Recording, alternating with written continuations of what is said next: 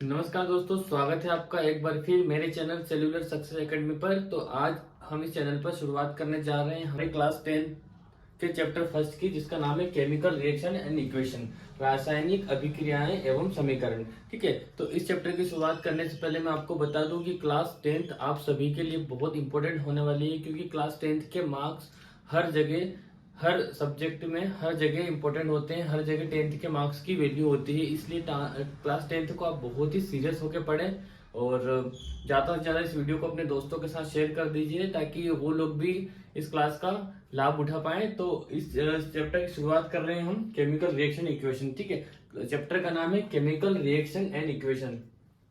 सबसे पहले इस चैप्टर की ओवरव्यू की बात कर लेते हैं कि इस चैप्टर में हम क्या क्या पढ़ने वाले हैं। ठीक है, तो इस चैप्टर में हम पढ़ेंगे रासायनिक अभिक्रिया के बारे में। ठीक है, रासायनिक अभिक्रियाएं क्या होती है, कैसी होती हैं, उनके बारे में पढ़ेंगे।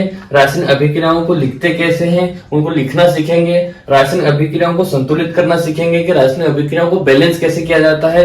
रासायनिक अभिक्रियाओं के प्रकार के बारे में डिस्कस करेंगे कि रासायनिक अभिक्रियाएं होती क्या है तथा उनके कितने प्रकार होते हैं। विस्थापन अभिक्रिया के बारे में पढ़ेंगे।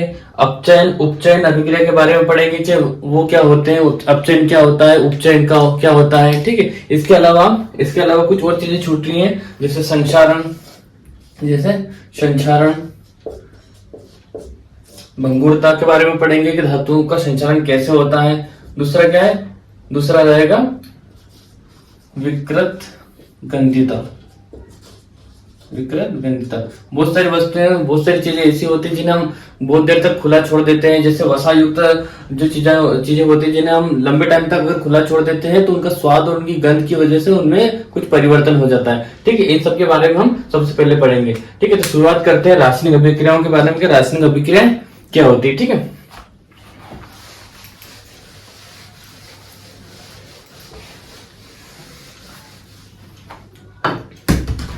रासायनिक अभिक्रिया। ठीक है, तो हम सभी ने देखा है कि जब हम लोग दूध देता है, सबसे पहले चीज हम यहां से शुरुआत करते हैं एग्जाम्पल से।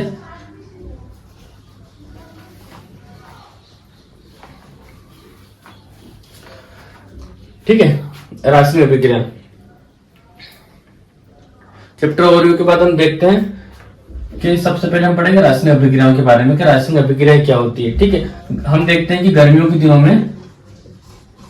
दिनों में जब मिल्क रहता है, गर्मी के दिनों में मिल्क को अगर हम खुला छोड़ देते हैं, गर्मी के दिनों में हम मिल्क को जब खुला छोड़ देते हैं तो क्या होता है, मिल्क शाम तक क्या हो जाता है, दूध जो रहता है वो क्या होता है, फट जाता है।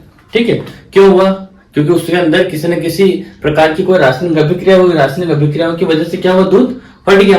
ठीक है, दूध फट गया। दूसरा क्या है, दूसरा एग्जाम्पल हम लेते हैं। मान लो कि कोई लोहे का तवा है, कोई लोहे का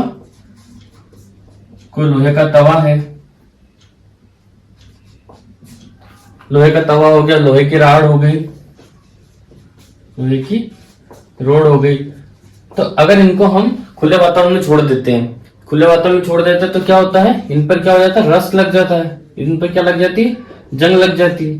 क्यों, क्योंकि इसके अंदर भी किसी प्रकार की कोई केमिकल रिएक्शन हुई होगी। ठीक है, तीसरा क्या है, हमारा सांस लेना।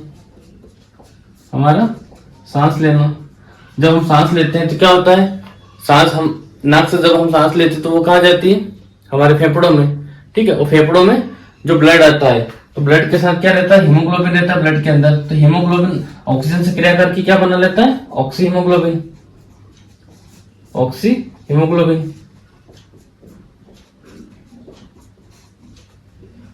ठीक है, यहां भी रासायनिक अभिक्रिया हुई। अंगूर का किण्वन होना।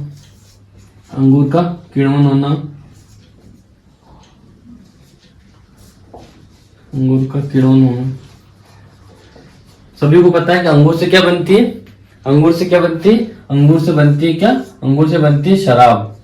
क्या बनती है, अंगूर से बनती है शराब। जब किण्वन होगा तभी तो शराब बनेगी, जब केमिकल रिएक्शन होगी तभी तो कुछ ना कुछ प्रोडक्ट बनेगा। अगर किण्वन नहीं होगा, अगर अंगूर सड़ेगा ही नहीं, अंगूर का किण्वन होगा ही नहीं, तो शराब बन ही नहीं पाएगी। मतलब एक वस्तु में जब रासायनिक अभिक्रिया होती है तभी कोई दूसरी वस्तु बनती है। ठीक है, अंगूर का किण्वन होना, ये सारी चीजें क्या दर्शाती है कि रासायनिक अभिक्रियाएं हो रही है किसी भी पदार्थ में। और रासायनिक अभिक्रिया कैसे होती है, रासायनिक अभिक्रिया क्या होती है, या तो उसमें अंदर फिजिकल चेंज होगा, या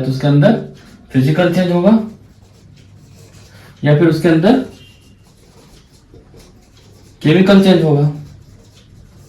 ठीक है, दो ही प्रकार से उसके अंदर किसी भी वस्तु के अंदर चेंज कब आएगा, या तो उसके अंदर कोई फिजिकल चेंज होगा या फिर उसके अंदर कोई केमिकल चेंज होगा, या तो भौतिक परिवर्तन होगा या फिर रासायनिक परिवर्तन होगा। तो इनके बारे में पढ़ते हैं, भौतिक परिवर्तन क्या होता है और रासायनिक परिवर्तन क्या होता है। ठीक है, दो परिवर्तन होते हैं, या तो भौतिक परिवर्तन होगा या तो भौतिक परिवर्तन होगा, या तो भौतिक परिवर्तन होगा तो क्या होगा, फिजिकल चेंज होगा, या फिर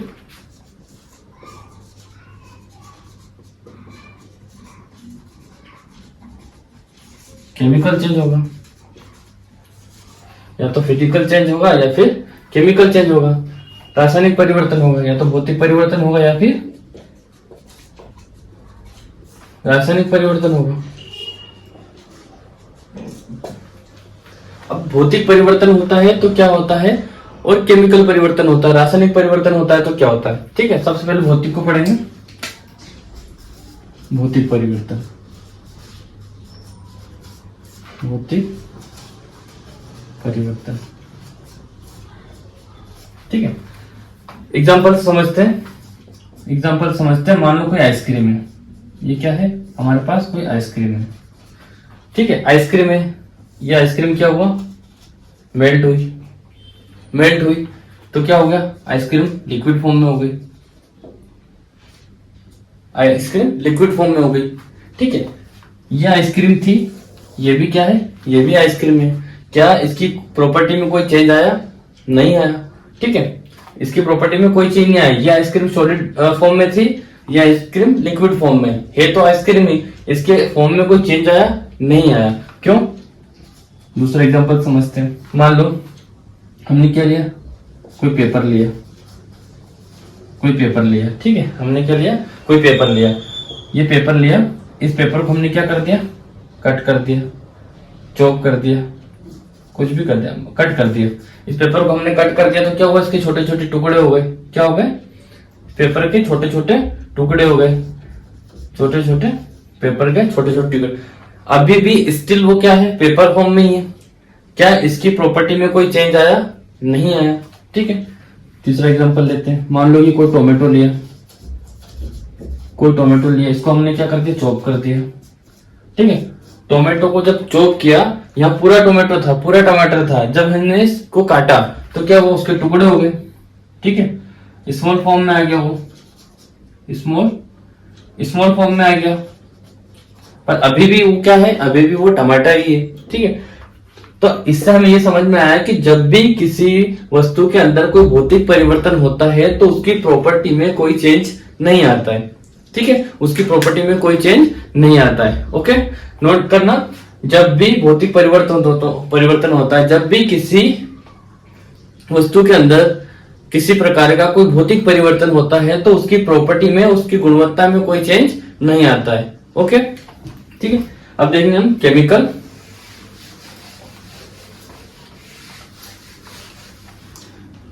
रासायनिक परिवर्तन, दूसरा क्या है,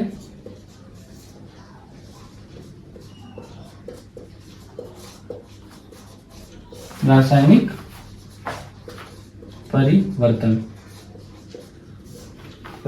परिवर्तन।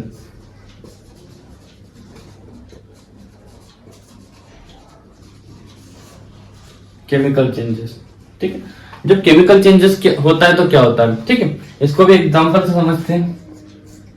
ठीक है, मान लो ये क्या है, कोई लकड़ी है। क्या है, कोई लकड़ी है। ठीक है, ये लकड़ी है, इस लकड़ी को हम जब जलाते हैं, लकड़ी को हमने क्या करा, जलाया। ठीक है, लकड़ी को हमने जब जलाया तो क्या बना, लकड़ी को जलाते हैं तो क्या बनता है, लकड़ी को जलाते हैं तो राख बनती है। ठीक है, राख बनती है और कोयला बनता है,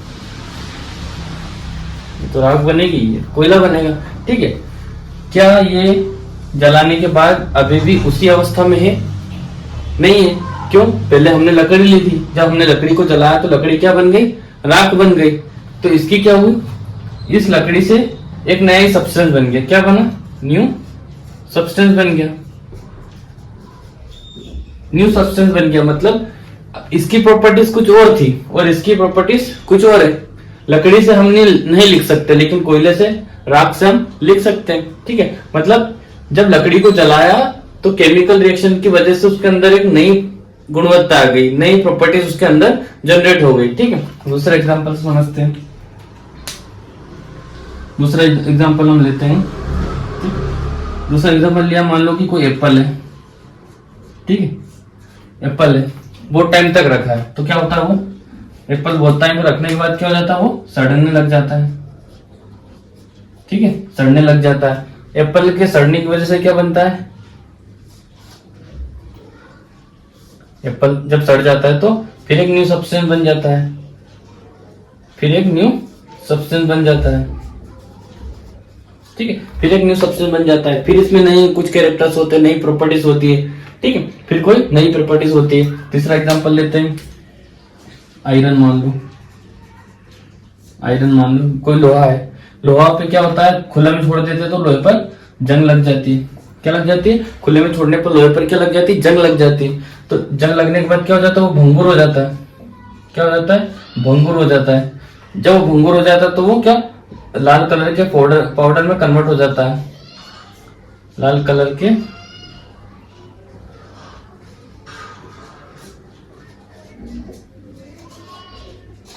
का चूर्ण बन जाता है। मतलब रासायनिक अभिक्रियाओं में जब भी कोई वस्तु के अंदर परिवर्तन होता है तो उसकी प्रॉपर्टीज चेंज हो जाती है। तीसरा हम ये समझते हैं कि जब भी किसी वस्तु के अंदर कोई भौतिक परिवर्तन होता है तो उसकी जो प्रॉपर्टीज होती है वो चेंज नहीं होती है। लेकिन केमिकल, जब भी कोई किसी वस्तु के अंदर कोई रासायनिक परिवर्तन होता है, कोई केमिकल चेंज होता है, तो उसकी क्या होती है, उसकी प्रॉपर्टीज क्या होती है, वो चेंज हो जाती है।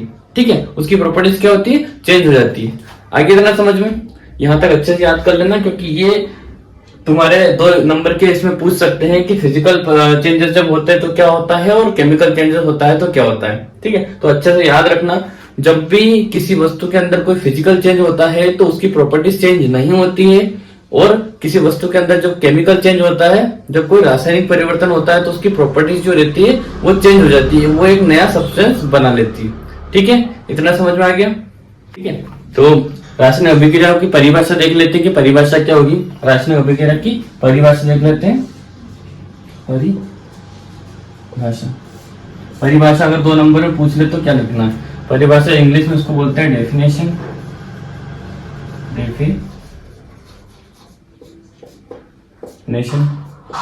ठीक है, तो डेफिनेशन क्या रहेगी, the process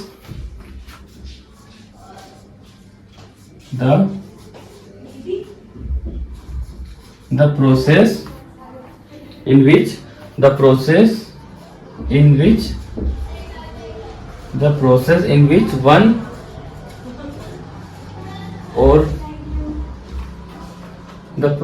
which one or more substances converted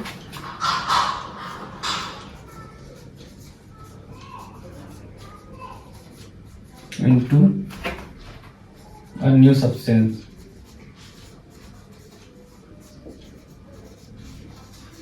with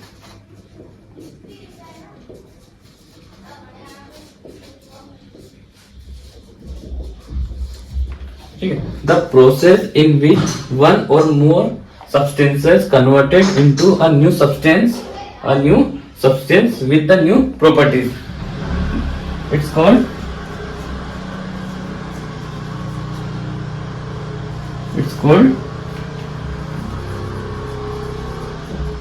chemical reaction। ठीक है, द प्रोसेस एक ऐसी प्रक्रिया में जिसमें एक और 2 सब्सटेंस बदल जाते हैं, किसमें, एक नए सब्सटेंस में, और क्या बनाते हैं, नई प्रॉपर्टीज के साथ एक नया प्रोडक्ट बना देते हैं। उसी को क्या बोलते हैं, केमिकल रिएक्शन कहते हैं। उसी को क्या कहते हैं, उसी को केमिकल रिएक्शंस कहते हैं। ठीक है, तो ये परिभाषा है, इसको बहुत अच्छे से याद कर लेना। ठीक है, एक बार समझा देता हूँ परिभाषा, the process in which one और मोर substances converted into a new substance with new properties, it's called chemical reaction। एक ऐसी प्रक्रिया जिसके अंदर एक या एक से अधिक पदार्थ तत्व कन्वर्ट हो जाते हैं, बदल जाते हैं, किसमें, किसी नए नए तत्व नए पदार्थ के अंदर, ठीक है, और उनकी प्रॉपर्टीज भी क्या होती थी, बदल जाती है। उसी को हम क्या कहते हैं, उसी को हम कहते हैं रासायनिक अभिक्रिया, ठीक है, उसी को हम क्या कहते हैं, उसी को हम कहते हैं रासायनिक अभिक्रिया, ठीक है। इतना हो गया, आगे बढ़ते हैं।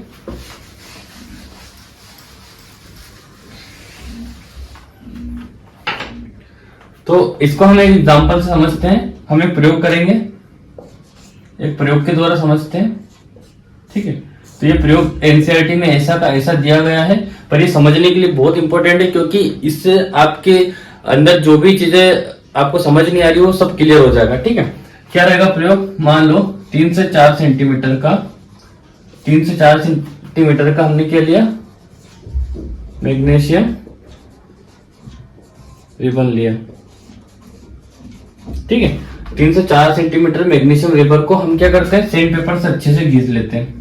क्या करते हैं, सैंड पेपर से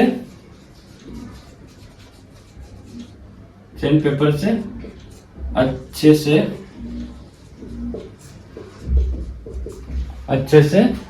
रगड़ कर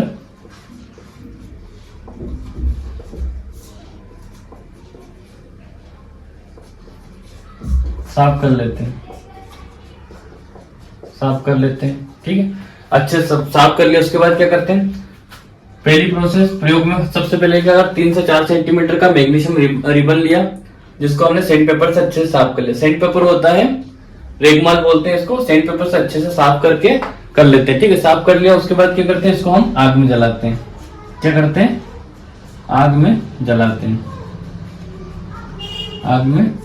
हैं, ठीक है। जब इसको आग में जलाते हैं तो क्या होता है, जब इसको आग में जलाते हैं तो चमकदार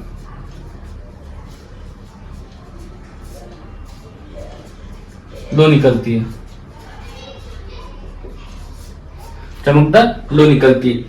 और जब ये जल जाता है, ठीक है, जब ये जल जाता है तो क्या बचता है, जब ये जल जाता है तो क्या बनता है, जब ये जल जाता है तो क्या बनता है, राख बनती है, ठीक है।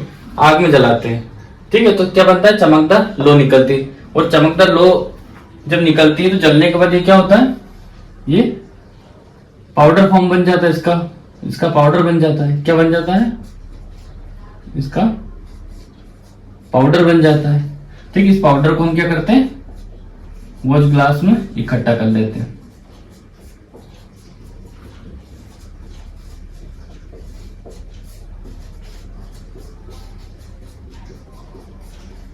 वॉश ग्लास में हमने क्या करा, इकट्ठा कर लिया, ठीक है। क्या प्रयोग, 3 से 4 सेंटीमीटर का मैग्नीशियम रिबन लिया, ठीक है। फिर क्या करा, उसको हमने सैंड पेपर से अच्छे से साफ कर लिया। सैंड पेपर से अच्छे से साफ करने के बाद क्या करा, उसको आग में जलाया। जब आग में हम जलाते हैं तो पूरा जब वो जलता है तो क्या होता है, चमकदार लो निकलती है, ठीक है। चमकदार लो निकलती है और उसका पाउडर फॉर्म बच जाता है, जिसको हम वॉश ग्लास में इकट्ठा कर लेते हैं। तो इस पूरे प्रयोग में क्या हुआ, इस पूरे प्रयोग में क्या निष्कर्ष निकला, इस प्रयोग का निष्कर्ष क्या निकला, इस प्रयोग का निष्कर्ष क्या निकला कि जब मैग्नीशियम रिबन को सैंड पेपर से साफ करने के बाद हमने जलाया, ठीक है। जब हमने जलाया तो क्या करा, लो निकली, कैसी, डेज़लिंग व्हाइट लो,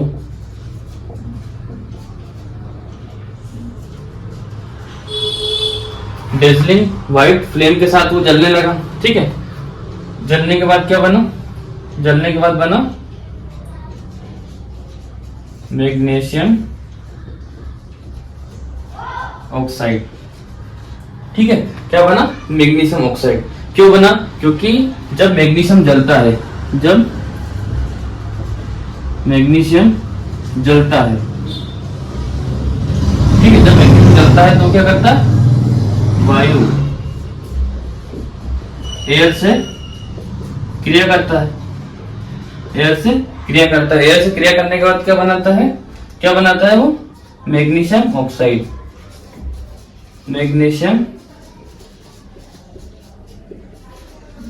क्या बनाता है, मैग्नीशियम ऑक्साइड, ठीक है।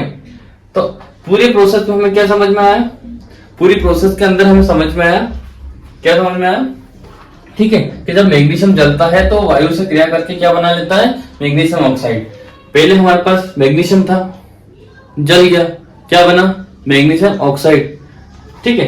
तो जब केमिकल रिएक्शन होती है तो होता क्या है, ठीक है, क्या होता है केमिकल रिएक्शन होती है तो, ठीक है, केमिकल रिएक्शन होती है तो क्या होता है, ठीक है,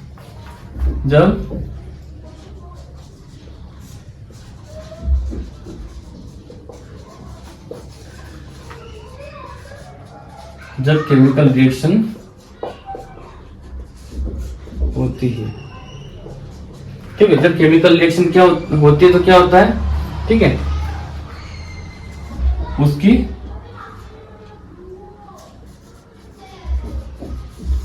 change in state, change in state, पदार्थ की क्या होती है अवस्था चेंज हो जाती है, क्या होती है अवस्था बदल जाती है, अवस्था बदल जाती है। देखो जैसे हमने क्या लिया, हमने लिया था लकड़ी, हमने लिया वुड, लकड़ी ली, लकड़ी को हमने जलाया तो क्या बन गया, राख बन गई, लकड़ी को जलाने से क्या बन गया, राख बन गई, ठीक है, हो गया अवस्था परिवर्तन। ये क्या था, ये सॉलिड फॉर्म में था, ये सॉलिड फॉर्म में था, और ये क्या बन गया, ये पाउडर फॉर्म बन गया, ठीक है, ये इसका पाउडर फॉर्म बन गया। तो क्या हुआ, केमिकल रिएक्शन जब होती है तो क्या होता है, चेंज इन स्टेज, उसकी अवस्था परिवर्तन होती है, ठीक है, अवस्था परिवर्तन होती है। इसके अलावा क्या होता है, ठीक है, इसके अलावा क्या होता है,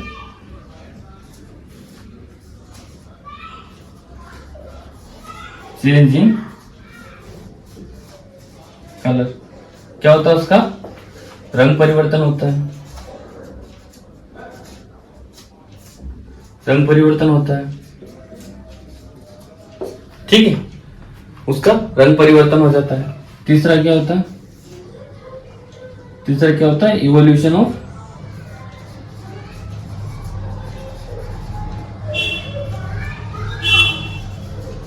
गैसेस, क्या निकलती है, गैसें निकलती हैं,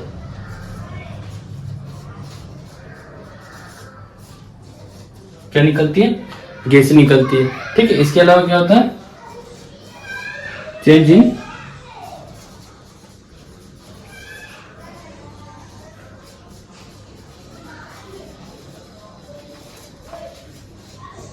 चेंज इन टेम्परेचर, उनका तापमान परिवर्तित होता है, तापमान में परिवर्तन होता है, ओके, तापमान में परिवर्तन होता है, ठीक है। पूरा का पूरा ऑब्जेक्टिव में भी पूछ सकते हैं, या 2 नंबर में 4 नंबर में क्वेश्चन आपसे पूछ सकते हैं कि जब केमिकल रिएक्शन होती है किसी पदार्थ के अंदर तो क्या होता है। तो आपको याद होना चाहिए कि जब केमिकल रिएक्शन होती है तो उसकी स्टेट चेंज हो जाती है, उसकी अवस्था बदल जाती है, चेंज इन कलर, उसका कलर बदल जाता है, इवोल्यूशन ऑफ गैसेस, गैसों का निर्माण होता है, और चेंज इन टेम्परेचर, क्या होता है, चेंज इन टेम्परेचर, उसका तापमान भी परिवर्तित हो जाता है, उसका तापमान भी परिवर्तित हो जाता है। तो इस पॉइंट को बहुत अच्छे से याद कर लेना, क्योंकि ये आप लोगों के लिए बहुत ही ज्यादा इंपॉर्टेंट होने वाला है, ठीक है। तो इसको बहुत अच्छे से याद कर लेना कि केमिकल रिएक्शन होती है तो क्या होता है, केमिकल रिएक्शन होती है तो अवस्था परिवर्तन होता है, कलर परिवर्तन होता है, रंग परिवर्तन होता है, गैस निकलती है, और टेम्परेचर में परिवर्तन होता है, ठीक है। कैसे, एक एग्जाम्पल समझते हैं, एक एग्जाम्पल से समझते हैं। मान लो ये क्या है, ये हमारे पास जिंक है, ठीक है, ये जिंक है। जिंक की क्रिया जब हम H2SO4 सल्फ्यूरिक एसिड से करवाते हैं, जिंक की क्रिया हम जब H2SO4 से करवाते हैं तो क्या होता है, जिंक सल्फेट बनता है, ZnSO4 बनता है, प्लस क्या होता है H2 निकल गया, H2 क्या हुआ, हाइड्रोजन गैस ऊपर निकल गया। जिंक सॉलिड है, H2SO4 टर्नो सल्फ्यूरिक एसिड है। जब जिंक की क्रिया सल्फ्यूरिक एसिड से कराते हैं तो जिंक सल्फेट बनता है, ठीक है, और हाइड्रोजन गैस निकल गई, क्या हुआ, गैसेस का निर्माण हुआ, ठीक है, ठीक है, यहां तक समझ में आ गया।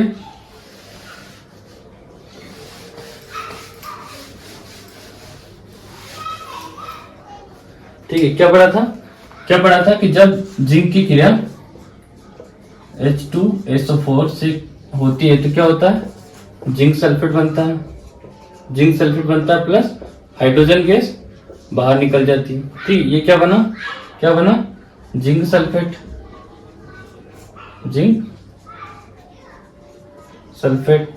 ठीक है, क्या बना zinc sulphate. Okay, chemical reaction, अब रासायनिक समीकरण। ठीक है, ये अपना पहला पॉइंट खत्म हो गया कि रासायनिक अभिक्रिया क्या होती है। ठीक है, रासायनिक अभिक्रिया क्या होती है, यहाँ तक पहला हमारा यूनिट का जो फर्स्ट टॉपिक था वो खत्म हो गया, रासायनिक अभिक्रिया। ठीक है, रासायनिक अभिक्रिया।